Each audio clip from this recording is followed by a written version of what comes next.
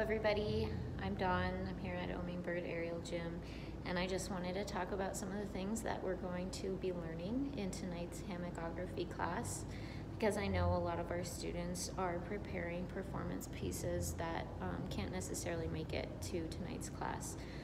One of our classes tonight, in about an hour actually, is the Hammockography class, where we're going to be talking about choreography theory and applying it to the hammock. Now, a lot of this, it can be applied anywhere to any movement piece, so I felt like it was fairly valuable, and I wanted to share it with you guys. So one of the things that we're going to be learning about is called Laban movement analysis, which is basically just a language for discussing movement. And we're going to be using that language to explore bringing out character in our movement, or expressing our intention or purpose for that particular movement piece. So I'm a little bit rusty because I learned a lot of this stuff from Danielle Lorion when I was studying at the University of Nebraska at Omaha. Doing my exercise science degree, I took a dance somatics and a dance choreography class, and we used the text by Irmgard Bartanif entitled Body Movement. So if you want to learn a lot more about this type of movement theory and language, you can find that information in that book. I really suggest it. I've already lent out my copy, or else I would say that you guys should come to the gym and read it. But you can also just Google their names. I'm going to go ahead and grab my dry board so that you can see how those are spelled.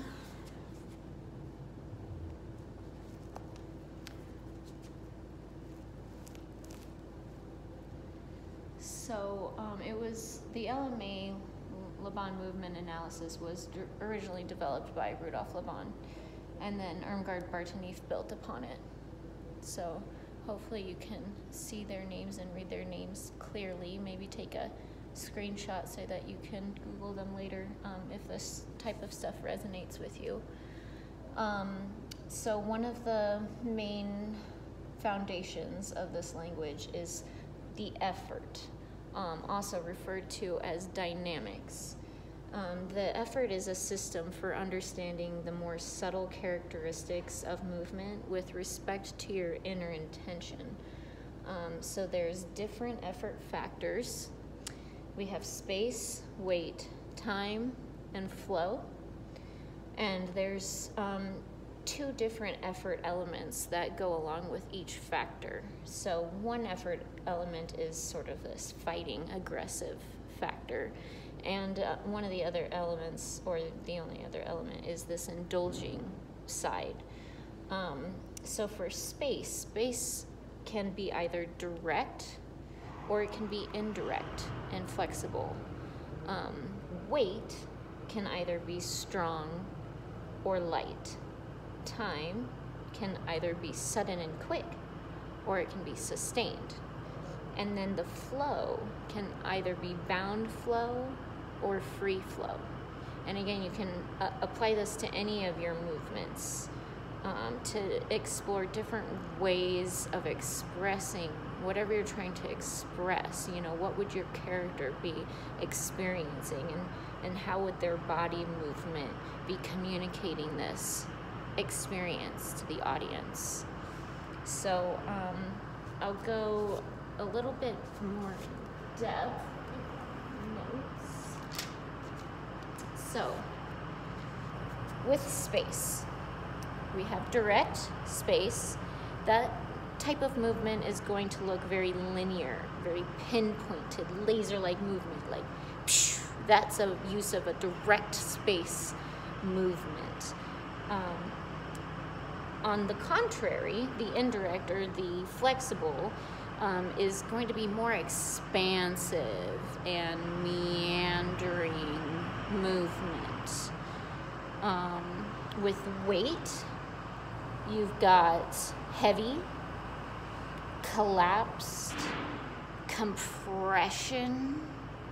You know, that's that strong weight. There's something weighing you down, pulling you down. With lightweight, that's more delicate, buoyant, you know, floating sort of movements. Then you've got time as another factor, right? So sudden or quick time is going to be rushed, hurried, now type of energy, whereas a sustained time is going to be abandoned, released, outpouring. And then my favorite is flow. I'll just be honest. You've got bound flow, which is a very contained, very strong, controlled, rigid. Okay, think like plank. And then you've got free flow, which is very lingering, relaxed, you know, waiting for something. Just very uncontrolled. So I'll just demonstrate a couple of ways that we could see this on the hammock, and maybe it'll kind of make more sense. It gets very much more in depth. So a technique, and I'm gonna turn this actually, a technique that we could explore would just even be getting into the apparatus. Forgive me. So, if I wanted to make a very direct use of space to mount the apparatus, that would like maybe look something like this.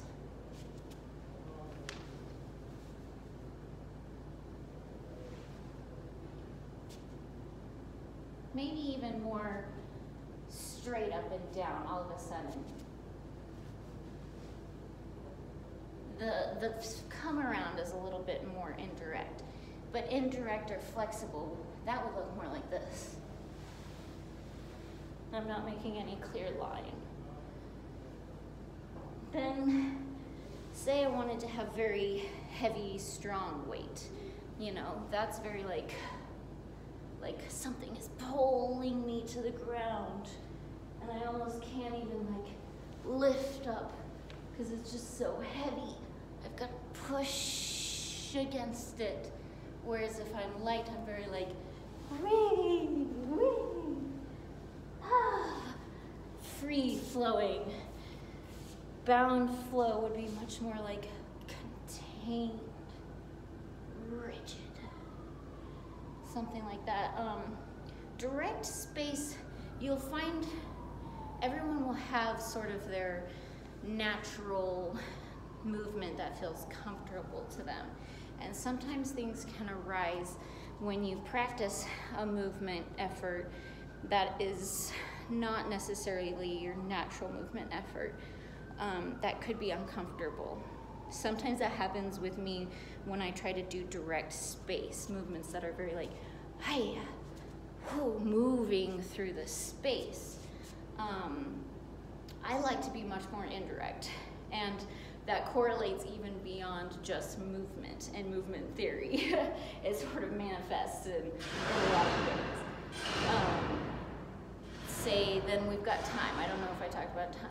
Sudden or quick time, you know, very much like a woo, sudden or quick time, exploding in energy. Sustained time would be very, very much more controlled.